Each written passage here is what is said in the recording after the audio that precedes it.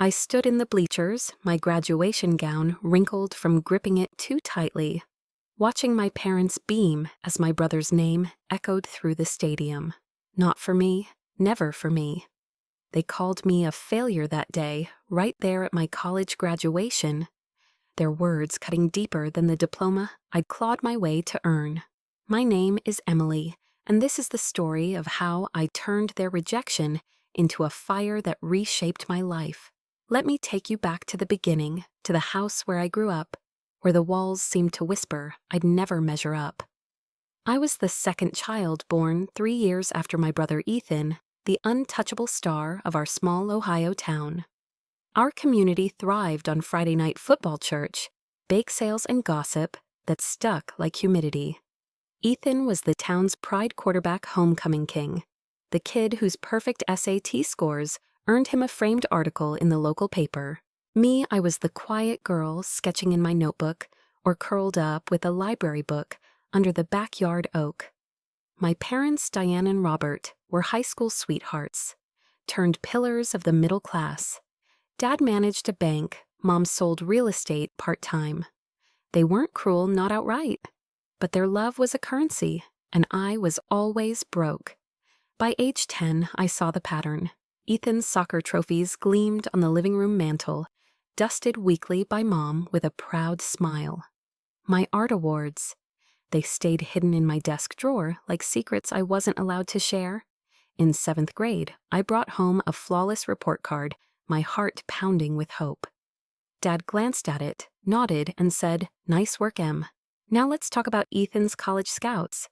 I'd force a smile, choke down the hurt, and slip back to my room. It wasn't just at home. Teachers sighed, "Why can't you be more like Ethan?" Neighbors asked why I wasn't charming like my brother. The world had decided he was the light, I was the shadow. High school sharpened the divide. I threw myself into school, desperate to carve my own place. I joined the debate team, founded a coding club, and won a state scholarship for a tech project, a website linking local charities with volunteers. I thought that would be my moment, the one where Mom would frame the certificate, where Dad would brag at the country club. Instead, they skipped the award ceremony. Ethan had a game that night, and family priorities meant him. I stood on that stage at 17, trembling, accepting my plaque to scattered claps, my eyes searching for faces that weren't there. At home, Mom said, "We're proud, honey, but Ethan's got recruiters watching." Dad added, "You'll get it when you're older. He's got a real future." That was the first deep wound, the kind that festers. I started to believe I was invisible. At night, I'd stare at the glow-in-the-dark stars on my ceiling, wondering what I'd done to deserve this. Was I too shy, too plain? Not enough, I'd trace the edges of my scholarship letter, the one offering a full ride to Ohio State for computer science, and promise myself college would be different. I'd make them see me. I'd prove I was worth something. College was supposed to be my fresh start. I moved into a dorm 2 hours from home, my beat-up car stuffed with thrift store furniture and big dreams. Ohio State was a sprawling maze where no one knew Ethan's name. I excelled in my classes, mastering algorithms and building apps in my free time. I found friends, real ones like Priya, who laughed at my dry humor, and Jake, who'd stay up late debugging code with me. But the ache lingered. Phone calls home were clipped. Mom's voice distracted, Dad's questions all about Ethan's law school applications. They visited once in 4 years for a football game, not for me. I'd send them links to my projects, a virtual reality prototype, a hackathon win, and get back. That's nice, Em. Ethan's summer internship at a top firm that sparked a family group chat that hummed for weeks. By my senior year, I was drained. I'd poured my soul into my degree, my side projects, my hope. I was graduating with honors, had job offers from tech startups, and had started coding something personal, an app called Grow Easy, designed to help small businesses track inventory. It was my passion project born from late-night coffee and a stubborn belief I could build something meaningful. I invited my parents to graduation, practically pleading in my email. "This is huge for me," I wrote. "Please be there." They swore they'd come for both me and Ethan, who was getting his master's that same weekend at a nearby college. Graduation day was bright, the May air alive with anticipation. I stood in my cap and gown, heart racing, scanning the crowd. I spotted them, Mom in her pastel dress, Dad fussing with his tie, cheering as Ethan crossed the stage for his degree. My turn came an hour later. I walked my name ringing out summa cum laude. I searched for them, my eyes burning. They were gone. I found them later, outside, laughing with Ethan's friends. When I approached, Mom gave me a quick hug, saying, "Oh, honey, we got caught up." Dad looked me over, his smile faint. "You did okay, Em, but let's be honest, you're not changing the world with your little tech hobbies."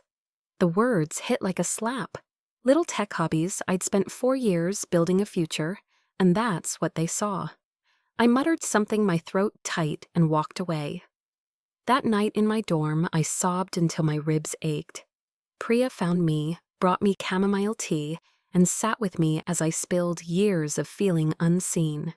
"They think I'm nothing," I told her, my voice breaking. "They always have." She held me and said, "Then prove them wrong, Em. Not for them, for you."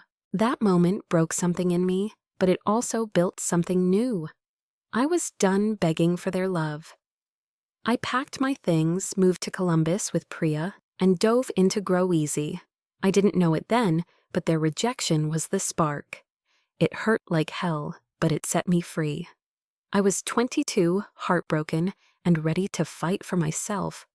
I wasn't just going to succeed, I was going to build something so big, so undeniable, they'd have no choice but to see me.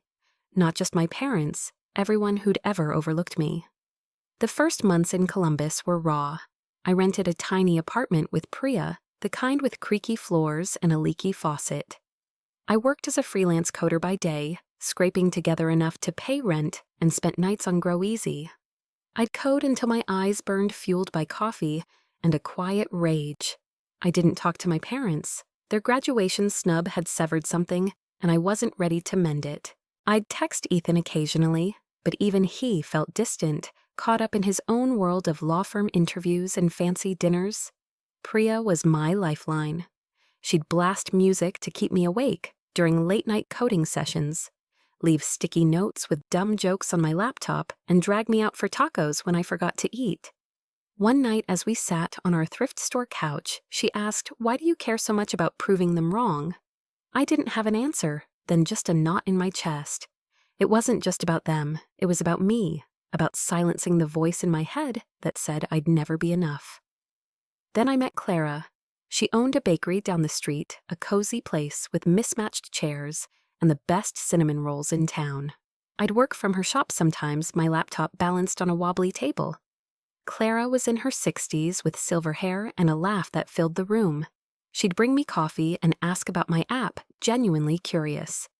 When I explained Grow Easy, she lit up. "My inventory's a mess," she said. "Can your thing help?" I let her beta test it, and her feedback, practical, sharp, made the app better. Clara became my cheerleader, my unofficial mentor. She'd say, "Kid, you've got something special. Don't let anyone dim that." Clara's belief in me was a balm. I started pitching Grow Easy to other small businesses, bookstores, cafes, florists. Most said no, but a few said yes, and their feedback shaped the app into something real. I was still broke, still hurting, but I was moving. Every line of code, every user sign-up, felt like a brick in a wall I was building around my heart. I wasn't just creating an app, I was creating myself. Those early days in Columbus felt like walking through fog. Every step was heavy, uncertain, but I kept moving. Priya's laughter and Clara's cinnamon rolls were my anchors, but the hurt from my parents' dismissal at graduation clung to me like damp clothes. I'd wake up some mornings with their words echoing in my head. "You're not changing the world with your little tech hobbies." I'd stare at my laptop, the cursor blinking, on Grow Easy's codebase, and wonder if they were right. Was I chasing a dream too big for someone like me? But then I'd think of Clara's smile when she told me my app saved her hours of work, or Priya's sticky notes saying, "You're a badass." And I'd keep coding. I wasn't just building an app anymore. I was building a version of myself I could believe in. The apartment I shared with Priya was a shoebox with peeling wallpaper and a radiator that hissed like it held a grudge. We'd joke about our glamorous life eating instant noodles, while dreaming of the day we'd afford real furniture. I was freelancing for a couple of local startups, fixing bugs and building websites which paid the bills barely. Every spare dollar went to Grow Easy. Server costs design software, a cheap marketing course I found online. At night, I'd work until my fingers ached tweaking features or emailing small businesses to try my app. Most ignored me. A few replied with polite rejections. But Clara's bakery was proof it worked, and that kept me going. Clara was more than a beta tester, now she was family. I'd spend afternoons at her shop, the smell of fresh bread wrapping around me like a hug. She'd slide a plate of scones across the counter and ask, "How's my genius doing?" I'd laugh, but her faith in me was a lifeline. One day she introduced me to her friend Marcus, who ran a hardware store. He was skeptical, but let me demo Grow Easy. When he saw how it tracked his stock in real time, his eyes widened. "This could have saved me from last month's overstock mess," he said. He signed up, and I nearly cried. 2 users felt like a revolution. Marcus spread the word, and slowly others followed: a florist, a coffee shop, a vintage clothing store. By the end of my first year in Columbus, I had 12 businesses using Grow Easy. It wasn't much, but it was mine. I'd lie awake at night, not from doubt now, but from excitement. What if this could be big? What if I could make it bigger than Ethan's law degree, bigger than my parents' expectations? The thought was thrilling, but it also scared me. Success felt like a language I didn't speak yet. Priya noticed the shift in me. One night as we split a pizza on our sagging couch, she said, "You're different, Em. You're not just surviving anymore, you're fighting." I shrugged, but she was right.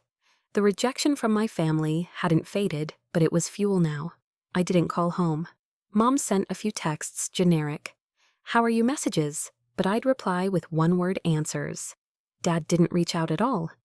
Ethan was busy clerking for a judge, and our rare chats felt like talking to a stranger. I wasn't sure if I was punishing them or protecting myself, but the distance helped me focus. Then came the first real setback. I'd been pitching Grow Easy to a local chain of bookstores, hoping for a big win. I spent weeks preparing, practicing my demo in front of Priya until she could recite it. The meeting went well, or so I thought.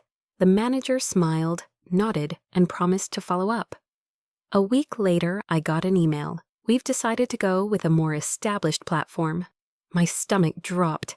I'd poured so much into that pitch, convinced it was my break. I sat on my bed, staring at the rejection, and felt the old doubts creep in. Maybe my parents were right. Maybe I was just playing at something I'd never master.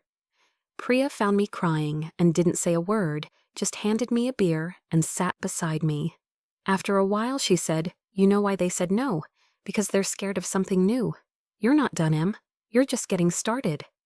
Her words didn't erase the sting, but they reminded me I wasn't alone. Clara echoed her the next day, slamming a tray of muffins on her counter. "You think I built this bakery without doors slamming in my face? Keep going, kid." Their belief was a mirror, showing me a strength I didn't always see. I doubled down. I took the bookstore's feedback and improved Grow Easy, adding features like sales forecasting and a sleeker interface. I started cold calling businesses outside Columbus, spending hours researching owners and tailoring my pitches. Most calls ended in voicemails, but a few listened. A craft store in Cincinnati signed up, then a pet shop in Dayton. Each win felt like a brick in a foundation I was laying, one I could stand on. By my second year, I had 30 users, enough to cover costs and hire a part-time designer. A college kid named Leo who worked for cheap and believed in the app as much as I did. But the loneliness crept in. Building something from nothing was exhilarating, but it was also isolating. I'd see families at Clara's bakery, laughing over coffee, and feel a pang for what I'd lost. I missed my mom's hugs, even if they were rare. I missed Dad's dumb dad jokes, the ones he'd tell at dinner. I even missed Ethan, who used to sneak me candy when we were kids. I'd scroll through their social media sometimes, Ethan's engagement announcement, Mom's posts about his fiancé's bridal shower, and feel like I was watching a movie of a life I wasn't part of. I wanted to reach out, but the memory of graduation stopped me.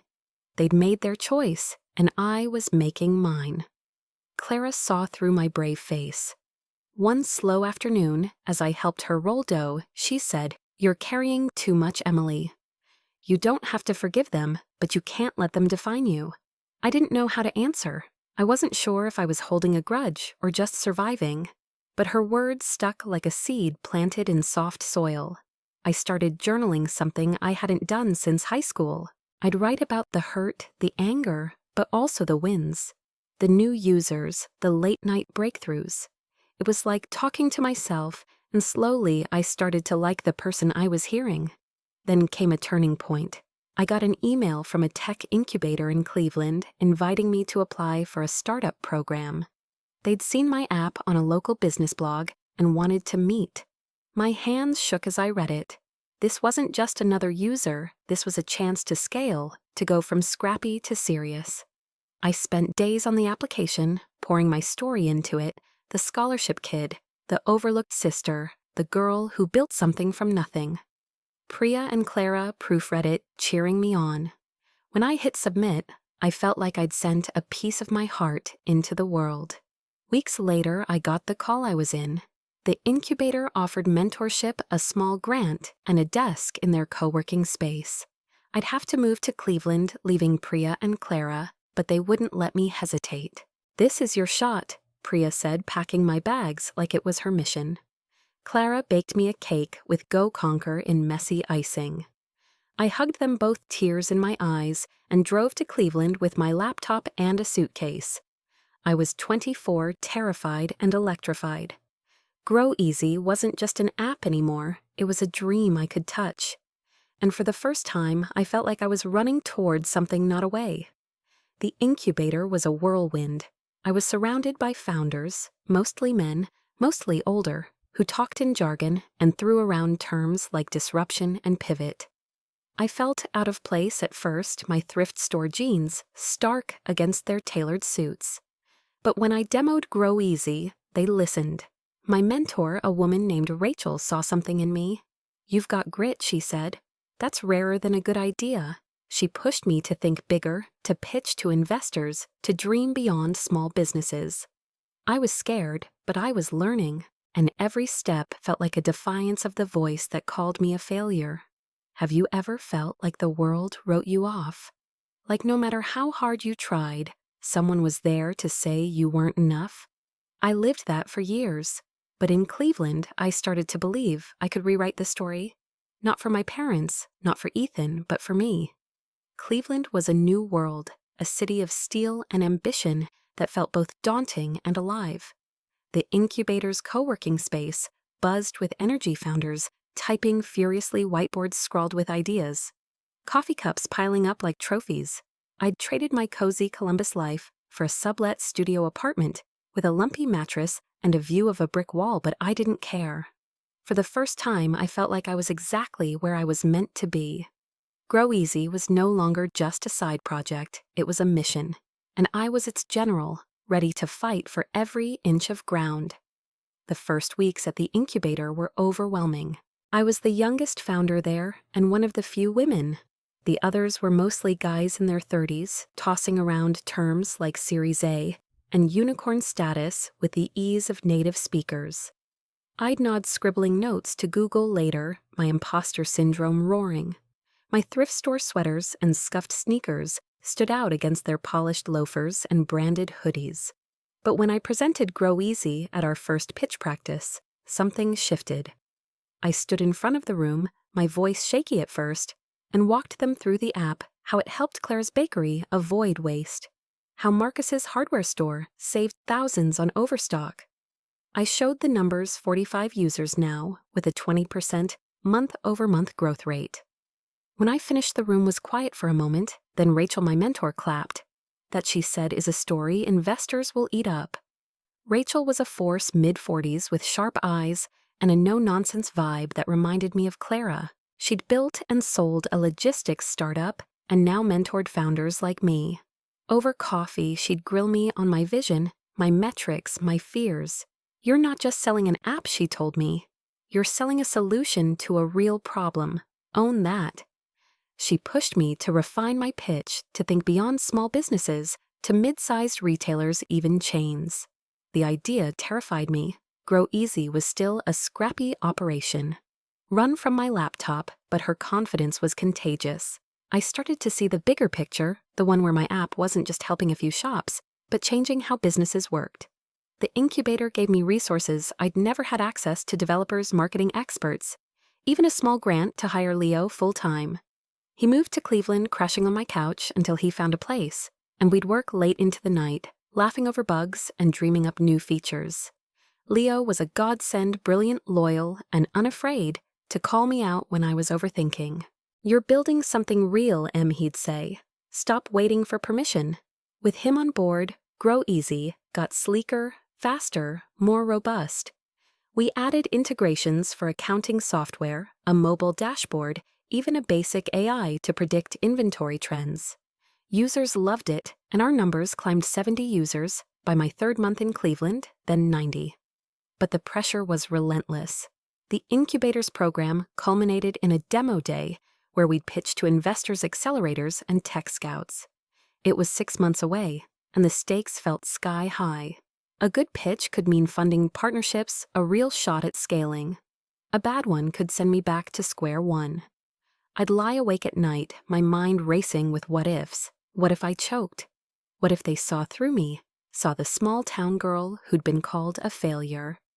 I'd clutch the journal I'd started in Columbus, rereading my entries, the hurt, the wins, the promises I'd made to myself.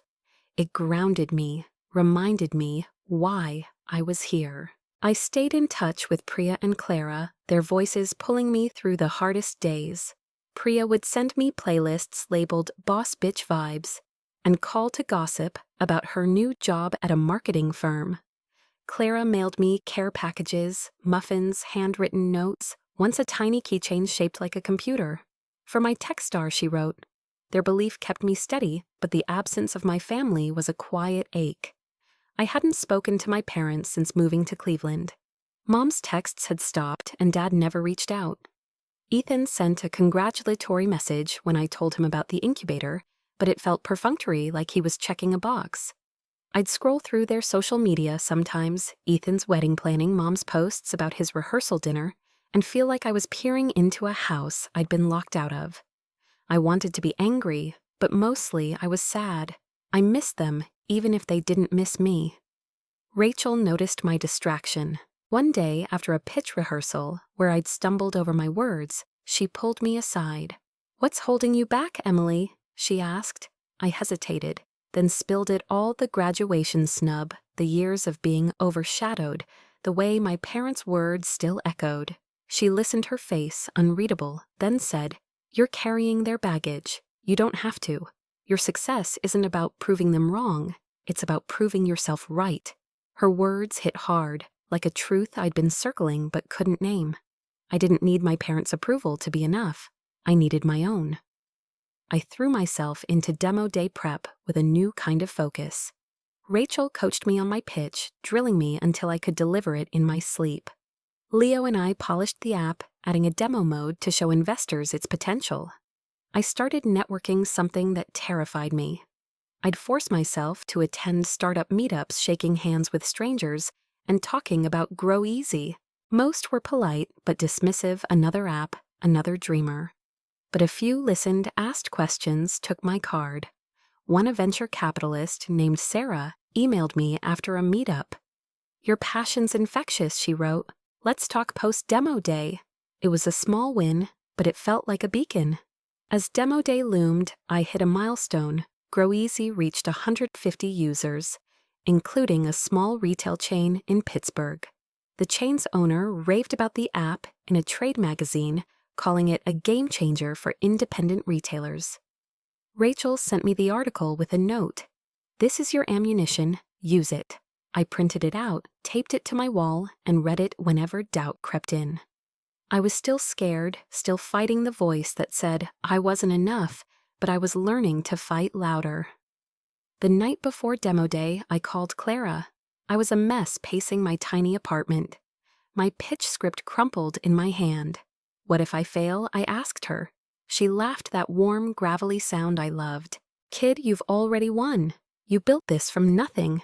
Whatever happens tomorrow, you're not the girl they called a failure. I cried after we hung up, not from fear but from gratitude. Clara, Priya, Leo, Rachel. They were my family now, the one I'd chosen. Demo day arrived, a blur of nerves and adrenaline. The venue was a sleek conference center packed with investors in tailored suits and founders buzzing with hope. I wore a blazer I'd borrowed from Priya, my hands sweaty as I waited backstage. When my name was called, I stepped into the spotlight, my heart pounding. I looked out at the sea of faces, strangers, who held my future, and took a breath. My name is Emily Carter. I began and I built Grow Easy. Because small businesses deserve tools that work as hard as they do. My voice steadied as I told my story, not just the app's features, but why it mattered.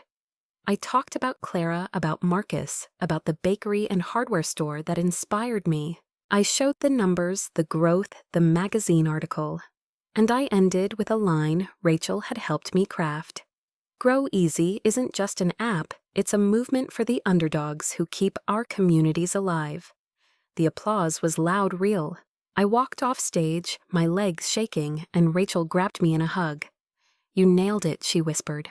Sarah, the VC, found me, later handing me her card. I want in, she said. 2 other investors approached, asking for meetings. I was dizzy, barely processing it. That night, Leo and I celebrated with cheap wine in my apartment, toasting to the little app that could. I felt like I was flying, like the girl who'd cried at graduation was a lifetime away.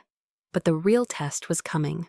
A month later, I got an invitation to speak at a tech conference in Chicago, one of the biggest in the Midwest. My magazine mention had caught the organizer's eye, and they wanted me to keynote. Me a keynote speaker. The catch. It was the same weekend as Ethan's wedding, the one my parents had been planning for months. I hadn't been invited, not officially, but Mom had mentioned it in a rare text, assuming I'd show up to support my brother. I stared at the conference email, my stomach twisting. Chicago was my chance to shine. The wedding was a reminder of everything I'd been running from. Have you ever had to choose between your past and your future? Between the people who hurt you and the person you're becoming? I held that email, my thumb, hovering over accept, and felt the weight of everything I'd fought for. The invitation to the Chicago Tech Conference sat in my inbox like a dare, its bold subject line, keynote speaker opportunity, taunting me. I'd reread it a dozen times, my heart racing, with a mix of pride and dread. Me a keynote speaker at one of the biggest tech events in the Midwest, sharing a stage with industry giants. It was the kind of moment I'd dreamed of, the kind that could catapult Grow Easy into the spotlight. But Ethan's wedding loomed the same weekend, a shadow I couldn't shake. My mom's text from weeks ago, casual and presumptuous. You'll be at Ethan's wedding, right? Its family felt like a hook, pulling me back to the past. I hadn't responded. I hadn't even been formally invited, just expected to show up, to play the dutiful sister while my parents fawned over their golden child. I sat on my creaky bed in Cleveland, the conference email glowing on my laptop, and felt the weight of a choice I wasn't ready to make. I accepted the keynote. I typed the email with trembling fingers, hit send, and immediately called Priya. I'm doing it, I blurted. Chicago, not the wedding. She whooped so loud I had to pull the phone from my ear. That's my girl. You're gonna kill it, Clara, when I told her. Sent a voice memo that made me cry. I'm so proud of you, kid. You're showing the world what you're made of. Their excitement carried me through the doubt, but at night alone in my tiny apartment, I'd wonder if I'd made the right call. Skipping Ethan's wedding wasn't just about logistics, it was a line in the sand. I was choosing myself, and it felt both liberating and terrifying. The next few months were a blur of preparation. The conference was a big deal with thousands of attendees, live-streamed panels, and media coverage from outlets like TechCrunch. My keynote was titled Empowering the Underdog: How Small Businesses Can Thrive, and I spent every spare moment crafting it. Rachel coached me, pushing me to weave my personal story into the talk. People don't just invest in ideas, she said.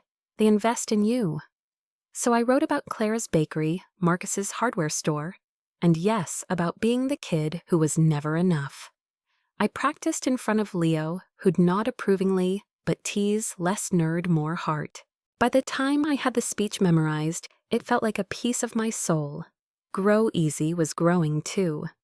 The demo day buzz had brought in 3 angel investors, enough to fund a small team and a marketing push.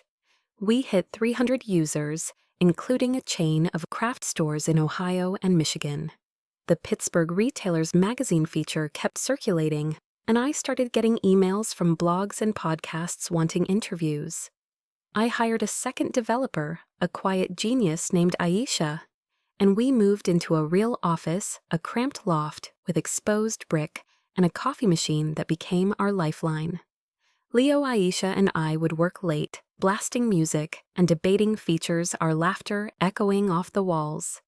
It felt like a family, the kind I'd always wanted, but success didn't erase the loneliness. I'd see couples holding hands on my walk home, or families laughing at the diner, and feel a pang for what I'd left behind.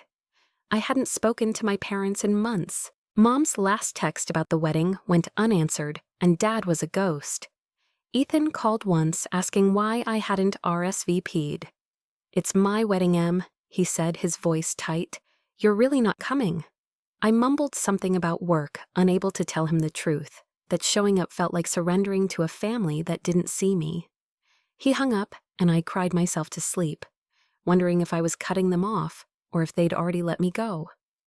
Claire's words from a year ago about not letting my family define me kept me grounded. I'd journal every night, filling pages with my fears, my wins, my dreams. I wrote about the keynote, about the investors, about the girl who used to hide her art awards in a drawer.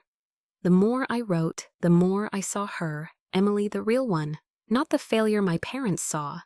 She was stubborn, scrappy, and stronger than I'd ever given her credit for. I started to love her, and that was a revelation. The week before Chicago, I got a call from Sarah, the VC, who'd liked my demo day pitch. She wanted to lead a $2 million seed round for Grow Easy, with 2 other firms joining. I nearly dropped my phone. "Your keynote's generating buzz," she said. "This is your moment. The money would let us scale, hire more staff, target bigger clients, maybe even go national." I signed the term sheet in a daze, my hands shaking. Leo and Aisha threw an impromptu office party, complete with dollar store streamers and a cake that said millionaires in wonky icing. I laughed until my sides hurt, but inside I was reeling. This was real. I was real. Chicago was electric. The conference was held in a gleaming convention center, all glass and chrome, with attendees in lanyards and power suits. I arrived a day early, my suitcase stuffed with Priya's borrowed blazer and a new pair of heels I'd splurged on. Backstage, I paced my note cards worn from clutching them. The other speakers were legends, CEOs, founders. A guy who'd sold his startup to Google. I felt like a kid sneaking into a grown-up party. But when I peeked at the crowd, I saw Clara in the front row, her silver hair unmistakable. She'd driven 6 hours to surprise me. I ran to her, hugging her so tight she laughed. "Wouldn't miss it, kid," she said. Priya was there too, live streaming for her Instagram followers. Their presence was armor. When my name was called, I stepped onto the stage, the lights blinding. The crowd was a sea of faces, cameras, flashing a hum of expectation. I took a breath and started. "My name is Emily Carter, and I built Grow Easy. For the underdogs, the small businesses that keep our communities alive." I told Claire's story, Marcus's my own. I talked about being overlooked, about building something from nothing, about believing in yourself when no one else does. My voice grew stronger, with every word the nerves melting away. I showed Grow Easy's impact, 500 users now, A 30% growth rate the seed round. I ended with, "This isn't just an app. It's a promise that no one gets left behind." The applause was deafening. People stood clapping, some wiping their eyes. I walked off stage, my legs jelly, and Clara grabbed me in a bear hug. "That's my girl," she whispered. Priya was crying, her phone still recording. Rachel found me later grinning. "You just put Grow Easy on the map." That night, my inbox exploded, investors, journalists, even a rep from a major retailer wanting a demo. I was trending on Twitter, my keynote clip, racking up thousands of views. It felt like a dream, but it was mine.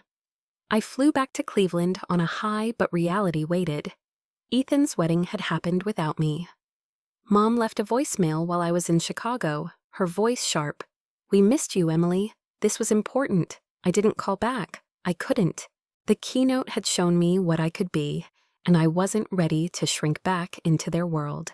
But the silence hurt a reminder of the family I still loved, even if they didn't love me the way I needed. A week later, Grow Easy hit a milestone 1,000 users.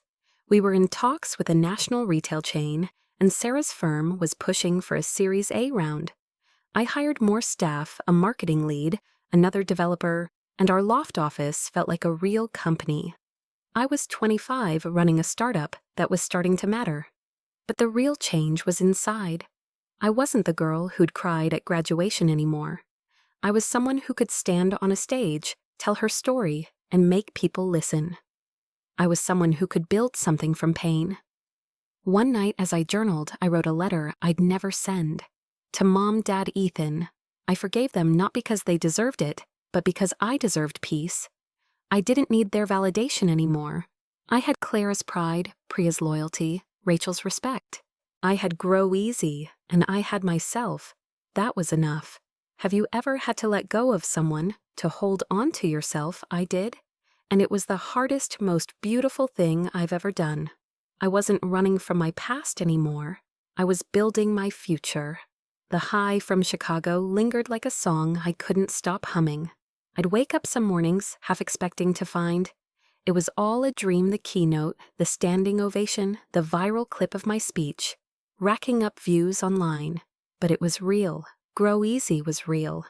We'd crossed 200 users with a waiting list of businesses clamoring to join. Our office, once a scrappy loft, now hummed with a team of 8 Leo Aisha, a marketing whiz named Tara, and a handful of developers who'd taken pay cuts to work with us. I was 25, leading a startup that was no longer a long shot, but a contender. Yet even as I stood taller, the shadow of my family's rejection loomed. Ethan's wedding had come and gone, and the voicemail from Mom, "We missed you, Emily."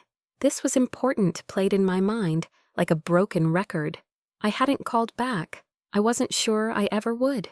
Cleveland felt like home now, its gritty charm, a perfect match for my stubborn heart. I'd upgraded to a slightly less dismal apartment with a window that caught the sunrise and a coffee maker I treated like a prized possession. The days were long filled with investor meetings, user feedback sessions, and late-night coding sprints. Sarah, our lead VC, was pushing us to prep for a Series A round, aiming for $10 million to take Grow Easy national. The numbers made my head spin millions, when 2 years ago I'd been scraping together rent money. But Sarah believed in us, and her belief was like rocket fuel. "You're not just building software," she'd say. "You're building a movement." I wanted to live up to that. The team was my heartbeat. Leo, with his endless optimism, kept us laughing through deadlines.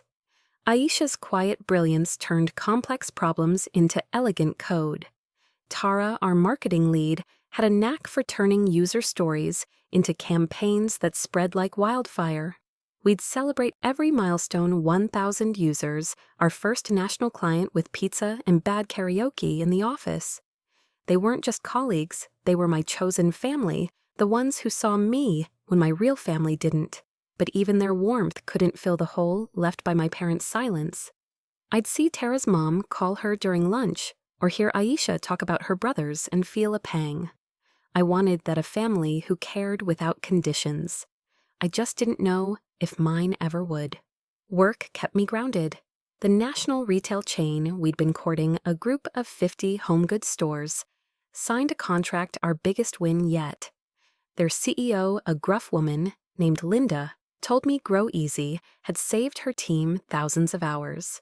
"You're onto something, kid," she said at our signing meeting. I grinned, but inside I was soaring. Linda's words, Sarah's investment, the team's dedication. It all felt like proof I wasn't the failure my parents had labeled me. I started getting recognized outside the office. A local tech blog named me Founder to Watch, and I was invited to speak at smaller conferences, sharing stages with people I'd once idolized. Each talk made me braver, my story sharper. I wasn't just pitching Grow Easy. I was pitching myself, the Emily who'd risen from rejection. But the past has a way of creeping in. One evening, as I scrolled through LinkedIn, I saw a post from Ethan. He'd made partner at his law firm the youngest in its history. The comments were flooded with praise, including one from Mom. So proud of my boy, I stared at it, my chest tight. No posts about me, no mentions of my keynote or Grow Easy's growth. I closed my laptop, fighting the urge to cry. I didn't want their approval anymore, at least that's what I told myself. But the little girl in me, the one who'd waited for them at graduation, still hoped they'd see me someday. Clara sensed it when I visited her in Columbus. I'd driven down for a weekend, craving her muffins and her wisdom. We sat in her bakery, the air thick with cinnamon, and I told her about Ethan's post. She listened, her hands dusted with flour, then leaned across the counter. "Emily, you're not living for their applause. You're living for yours. Don't forget that." I nodded, but the ache stayed. Clara gave me a keychain that day, a tiny silver star. "For my star," she said, winking. I kept it in my pocket, a reminder of who I was becoming. Back in Cleveland, the Series A prep intensified. Sarah introduced me to bigger VCs, names that made my palms sweat. I'd pitch in boardrooms with skyline views, my borrowed blazer a little less borrowed now, thanks to a small clothing budget. Most meetings went well, but some didn't. One investor, a smug guy in a pinstripe suit, interrupted my pitch to say, "Cute story, but can you really scale?" I froze, my old doubts flaring. Rachel, who'd joined me, jumped in, citing our growth and retention rates. Later, she pulled me aside. "Don't let jerks like that dim your light. You're the real deal." I clung to her words, using them to silence the voice that still whispered failure. Then came the article. A tech journalist from Forbes had seen my Chicago keynote and reached out for an interview. I was nervous, stumbling over my words at first, but she was kind, drawing out my story. The scholarship kid, the overlooked sister, the app built from heartbreak. The piece ran a month later, titled "From Underdog to Unicorn, The Rise of Grow Easy's Emily Carter." It was surreal seeing my face on Forbes's website, my story laid bare for the world. The article went viral, shared thousands of times with comments calling me inspiring and a force. My inbox flooded with messages, congrats from strangers, speaking invites, even a note from Linda, the retail chain. "CEO knew you were a star." The team threw a party, complete with a cake, shaped like a magazine. I laughed, but inside, I was grappling with something new: visibility. I wasn't invisible anymore. People knew my name, my story. It was thrilling, but it also felt exposed, like I'd handed the world my diary. I wondered if my parents had seen the article. Part of me hoped they had hoped it stung. Part of me just wanted them to call. They didn't. But someone else did, Rachel. She'd been quietly working behind the scenes, connecting me with a major tech accelerator in San Francisco. They'd read the Forbes piece and wanted Grow Easy in their next cohort. It meant a 3-month program, intense mentorship, and a shot at partnerships with giants like Shopify or Square. The catch: I'd have to relocate temporarily, leaving my team to manage the Cleveland office. I hesitated, loyal to Leo and Aisha, but they wouldn't hear it. "Go," Leo said, grinning. "We've got this." Aisha nodded, adding, "Bring back some Silicon Valley swagger." I flew to San Francisco, my star keychain in my pocket, feeling like I was stepping into a new chapter. The accelerator was a whirlwind: workshops, pitch sessions. late-night brainstorming with founders from around the world. I was out of my depth, sometimes surrounded by Ivy League MBAs and serial entrepreneurs, but I held my own, my story, and Grow Easy's traction, giving me a seat at the table. The mentors pushed me to think globally, to see Grow Easy as a platform, not just an app. I started dreaming bigger international markets, enterprise clients, maybe even an IPO someday. Halfway through the program, I got a call from Tara. A major tech outlet wanted to feature Grow Easy in a Startups to Watch list, but they needed me back in Cleveland for a photo shoot and interview. I flew home buzzing with excitement. The shoot was in our office, the team hamming it up for the camera. The interviewer asked about my journey, and I told the truth, the pain, the hustle, the people like Clara and Priya who'd carried me. The article dropped a week later, with a photo of me and the team, grinning in our brick-walled office. It was another win, another step towards something I could barely name. But the biggest moment came at the Accelerator's final pitch event. I presented Grow Easy to a room of 500 investors, my voice steady, my slides polished. I ended with the line that had become my mantra: "We're here for the underdogs because I was one." The room erupted, and 3 VCs approached me afterward offering term sheets. Sarah, who'd flown in, hugged me. "You're not just a founder, Emily. You're a leader." I signed with the best offer, a $15 million round that would let us hire, expand, and dream without limits. I was flying, but the ground was waiting. I knew the next step wasn't just about Grow Easy. It was about facing the family I'd left behind. The Forbes article, the tech list, the funding, they were out there, impossible to ignore. Sooner or later, I'd have to see my parents, Ethan, and the life I'd walked away from. I wasn't sure I was ready, but I was stronger now. And I had a star in my pocket to remind me who I was. Have you ever stood on the edge of everything you've built, knowing the past is still waiting? I was there, and I was about to find out what came next. San Francisco had changed me. The Accelerator's whirlwind, 3 months of relentless pitches, mentorship and dreaming, bigger than I'd ever dared, left me sharper, bolder. I'd come back to Cleveland with a $15 million Series A, round a team that felt like family, and a vision for Grow Easy that stretched across continents. We were at 2,000 users now, with a major department store chain, testing our platform and tech blogs calling us the next big thing in retail tech. I was 26, no longer the girl who'd sobbed at her graduation, but a founder whose name carried weight. Yet as I stood in our bustling office, watching Leo and Aisha debate a new feature, I knew the past was catching up. The Forbes article, the Startups to Watch, featured the viral keynote clip. They were everywhere.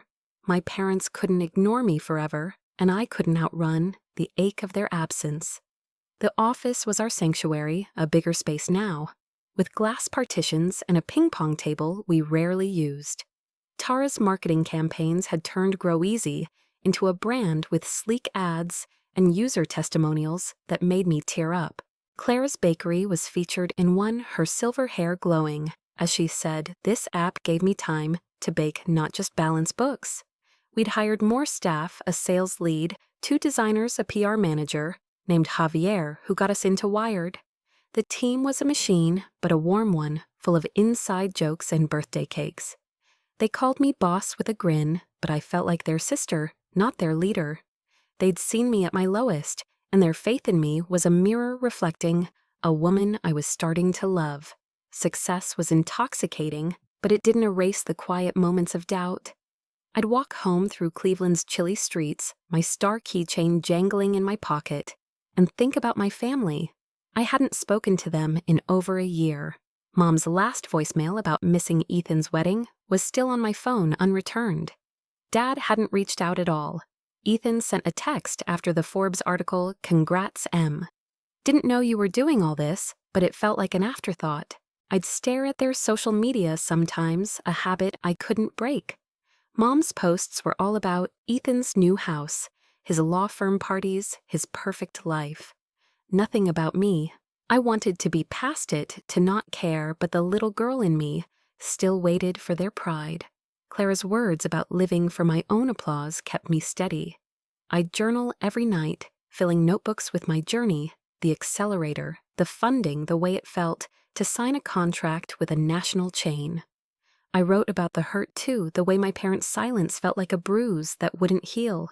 But the more I wrote, the more I saw my strength. I wasn't just surviving their rejection, I was thriving because of it. I'd built Grow Easy from pain, and that made it unbreakable. The next big moment came unexpectedly. Javier, our PR guy, burst into the office one morning waving his phone. "You're not going to believe this," he said. A major tech awards show in New York had nominated Grow Easy for Startup of the Year. I blinked, sure he was joking, but there it was, an email from the organizers inviting me to the gala. The event was televised with a red carpet and a guest list of industry titans. I'd be up against polished startups from Silicon Valley, but the nomination alone was a coup. Tara screamed, Leo high-fived me, and Aisha, ever the quiet one, just smiled and said, "You deserve this." Prep for the awards was a frenzy. Javier coached me on media interviews. Tara planned our social media push, and Rachel flew in to help with my acceptance speech just in case. I bought a dress, a deep blue gown that cost more than my first car, and practiced walking in heels without tripping. Priya and Clara insisted on coming booking flights to cheer me on. My star's going to shine. Clara texted with a photo of her packing a sparkly hat. Their excitement was a lifeline, but the stakes felt enormous. This wasn't just a gala, it was a stage one where the world would see me. I wondered if my parents would too. The week before the awards, I got an email that stopped me cold. It was from Mom, the first direct message in months. "Saw your name in a magazine," she wrote. "We're proud, Emily. Can we talk?" I stared at it, my heart pounding proud now. After years of silence, after calling me a failure, I wanted to feel nothing but anger and hope tangled inside me. I showed the email to Rachel, who'd become my sounding board. "What do you want from them?" she asked. I didn't know. I wanted an apology, a hug, a reason why they'd overlooked me for so long. But I also wanted to protect the Emily I'd built, the one who didn't need their validation. I didn't reply. Not yet. New York was a dream. The gala was in a glittering Manhattan ballroom with chandeliers and a buzz of anticipation. Priya and Clara were my entourage. Priya snapping selfies. Clara charming everyone with her bakery stories. Backstage, I was a wreck, my palms sweaty as I clutched my note cards. The other nominees were intimidating startups with billion-dollar valuations, founders with TED Talks. But when I looked at Clara winking from the audience, I remembered why I was here. Grow Easy wasn't just an app, it was a promise to people like her, people like me. The ceremony was a blur of lights and applause. When they announced Startup of the Year, my heart stopped. The presenter paused smiling and said, "Grow Easy." The room erupted. I walked to the stage, my legs shaking, the blue gown trailing behind me. I took the award, a sleek glass trophy, and faced the crowd. "This is for the underdogs," I said, my voice steady. "For the small businesses, the dreamers, the ones who were told they weren't enough, were enough." I thanked Clara, Priya, my team, and ended with, "This isn't just a win for Grow Easy.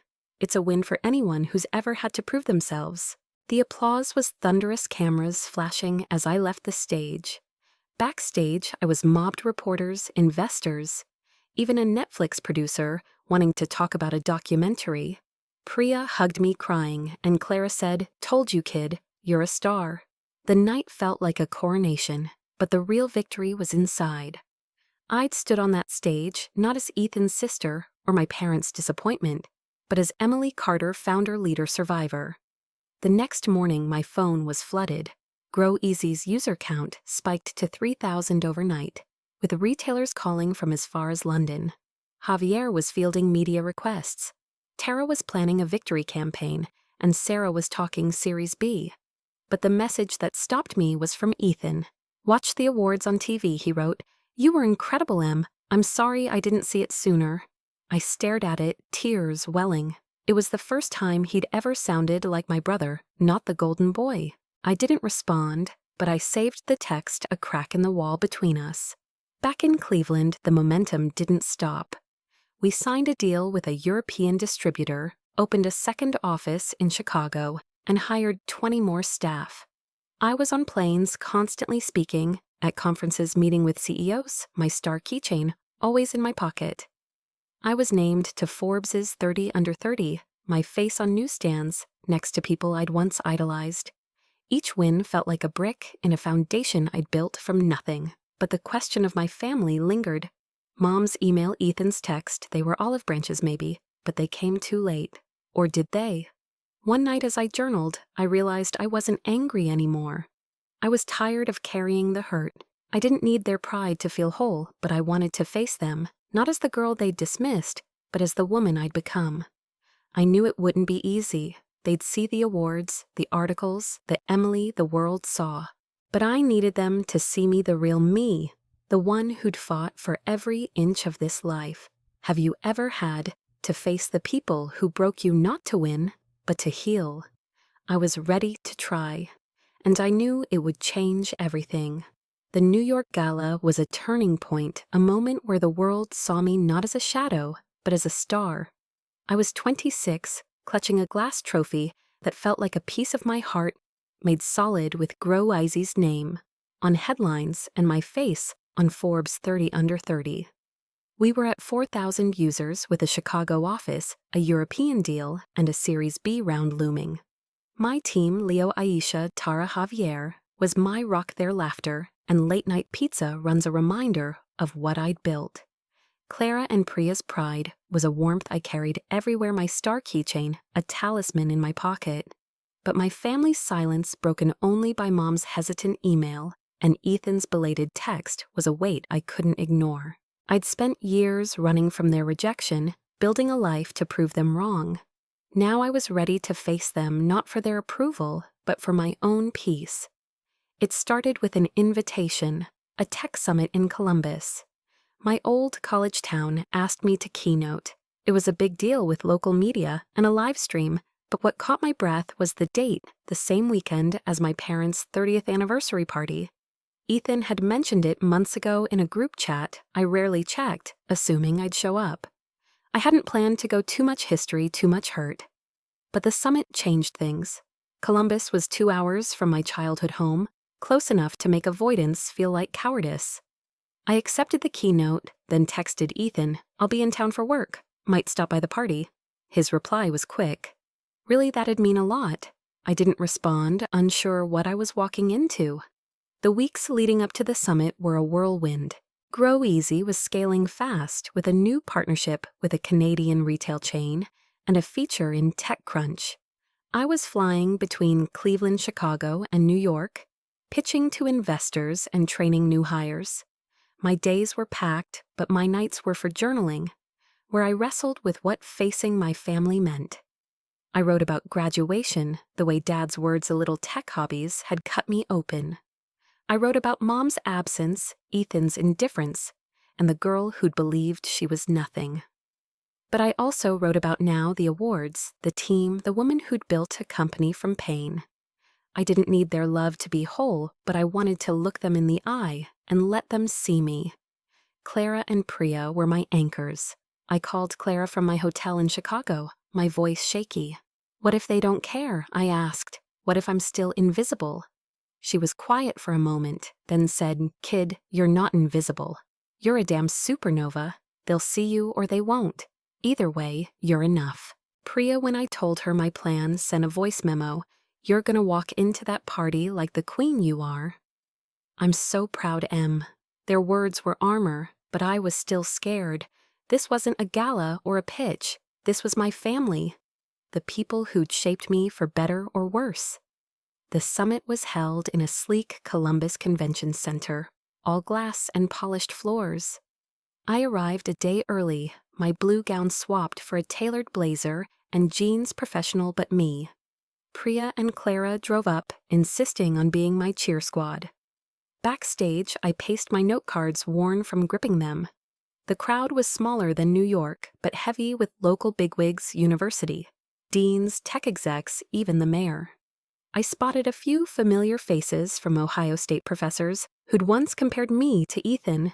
My stomach churned, but Claire's wink from the front row steadied me. When I took the stage, the lights were bright, the air electric. My name is Emily Carter. I began and I built Grow Easy for the underdogs. Because I know what it's like to be one. I told my story unfiltered, the scholarship kid, the sister in the shadows, the graduation where my parents didn't clap. I talked about Claire's Bakery, the Forbes article, the New York Award.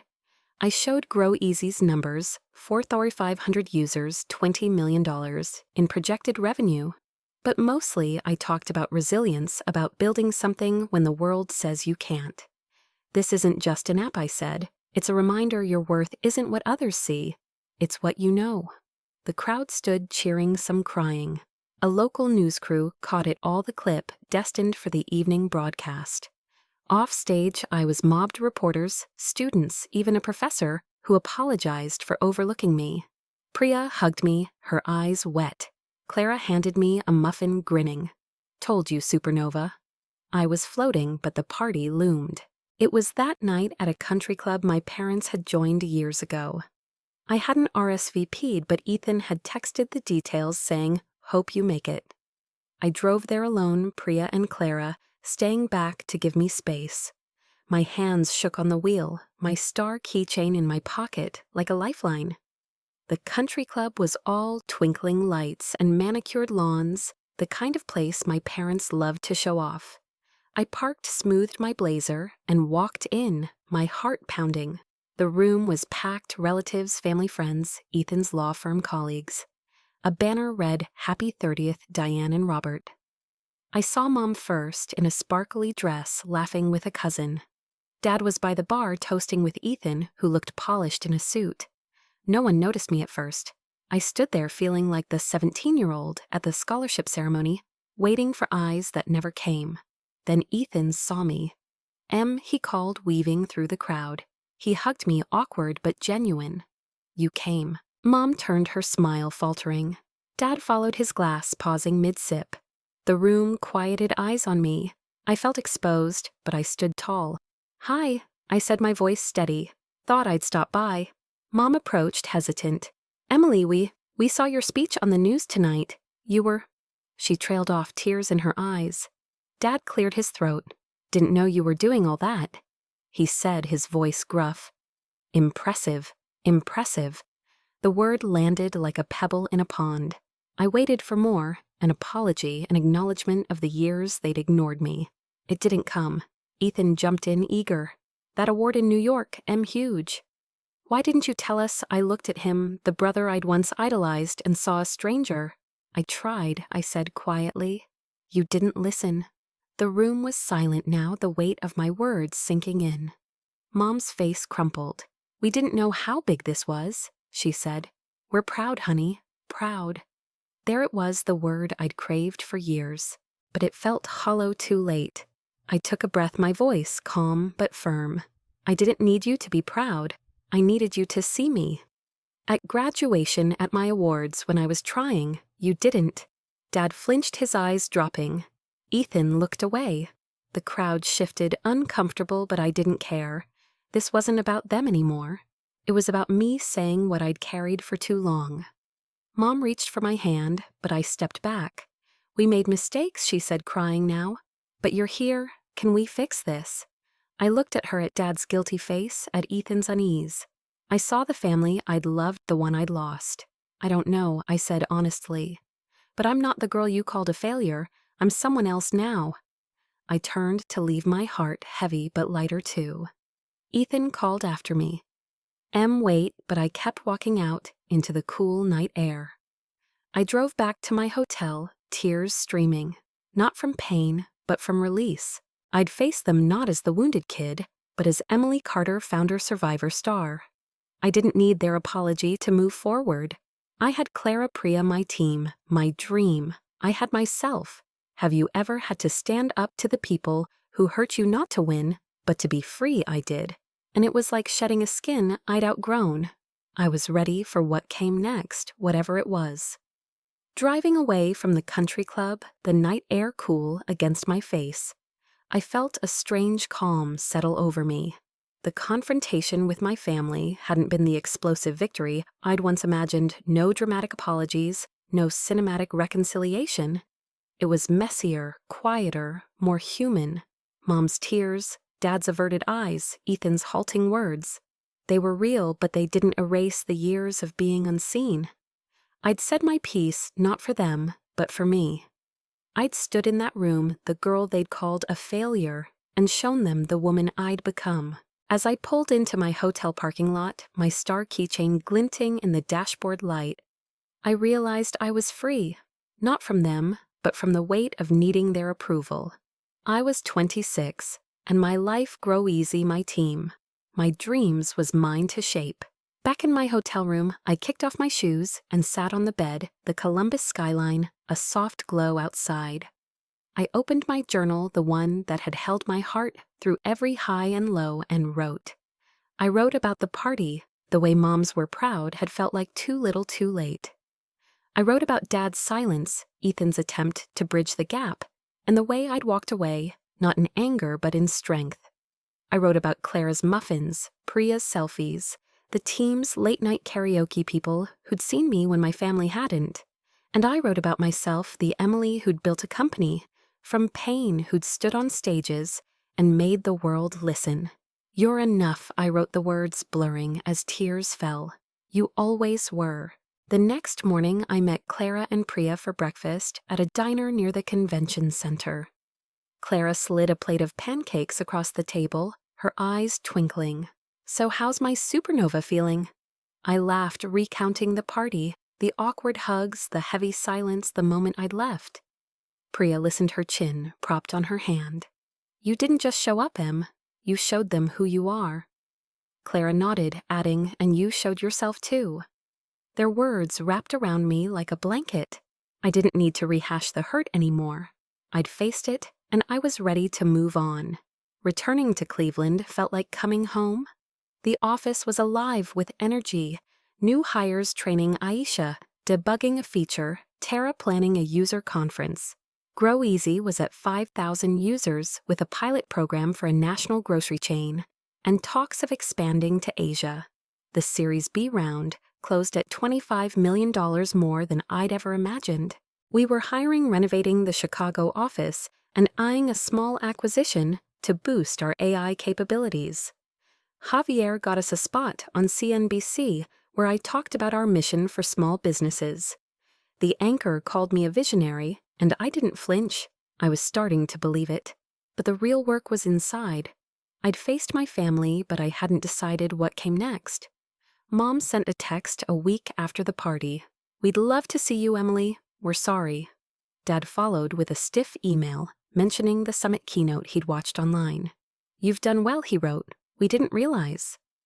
Ethan called, leaving a voicemail about wanting to catch up. I saved their messages, but didn't reply. I wasn't ready to forgive, not because I hated them, but because I was still learning what forgiveness meant. I didn't want to slip back into their orbit to be the Emily they expected. Quiet secondary, always waiting for their nod.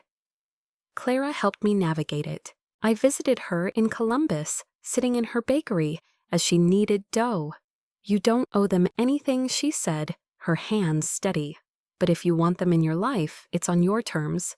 I nodded, thinking of the star keychain she'd given me. It wasn't just a trinket. It was a symbol of who I'd become. Someone who shone not because others saw it, but because I did. I decided to write them a letter, not to send, but to clarify my own heart. I thank them for the good moments, the rare family vacations, Mom's bedtime stories, Dad's bad puns. I told them how their rejection had hurt, how it had shaped me, how I'd grown beyond it. And I told them I wasn't sure what our future held, but I was open to finding out slowly, on my own time. Life kept moving. Grow Easy's user conference was a triumph, with 200 businesses flying in to share their stories. Clara spoke her bakery, a shining example, and I cried as she hugged me on stage. Priya live-streamed it, calling me the queen of tech. The team threw a party after with Leo leading a terrible conga line. I looked at them, my chosen family, and felt a gratitude so deep it hurt. They'd carried me not just through success, but through the moments I doubted myself. I started a scholarship fund in Claire's name for women in tech from small towns. At the launch, I gave her a plaque shaped like a star. For my star, I said, echoing her words. She cried, and so did I. A year later, Grow Easy was at 10,000 users. With offices in 3 cities, an evaluation that made my head spin. I was on lists Forbes Fortune Inc. and speaking at global conferences. I bought a small house in Cleveland with a garden I barely had time to tend, and hung my New York award on the wall. I was 27, living a life I'd never dared dream of.